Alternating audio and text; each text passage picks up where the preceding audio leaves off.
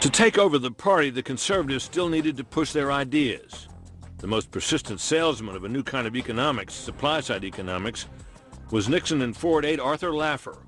One night in a Washington restaurant, Laffer, who thought high taxes were ruining America, famously sketched what would become known as the Laffer curve on a dinner napkin. I had dinner with Don Rumsfeld probably once a week, maybe once every 10 days. A couple times we invited guests with us.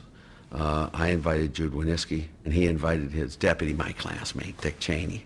Yeah, I knew Art Laffer. We were in the same class at Yale before I got kicked out.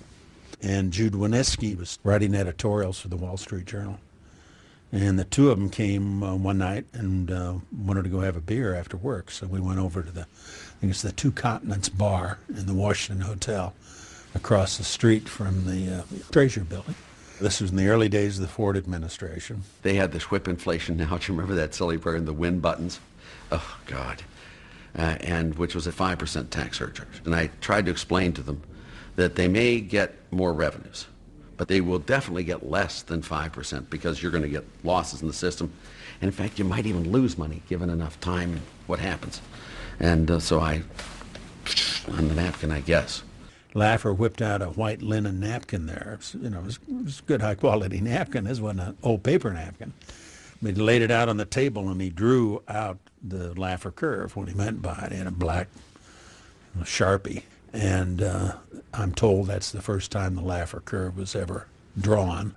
Whether I was there the first time he did it, I don't remember. Whether Dick was, I don't remember. But it's absolutely brilliant. I mean, the truth is, at zero tax rate, you get zero revenues. And at 100% tax rate, you also get zero revenues. And somewhere in that curve, you can optimize the revenue without dissuading and discouraging entrepreneurial activity and investment and the kinds of things that create the jobs and the products for this wonderful country.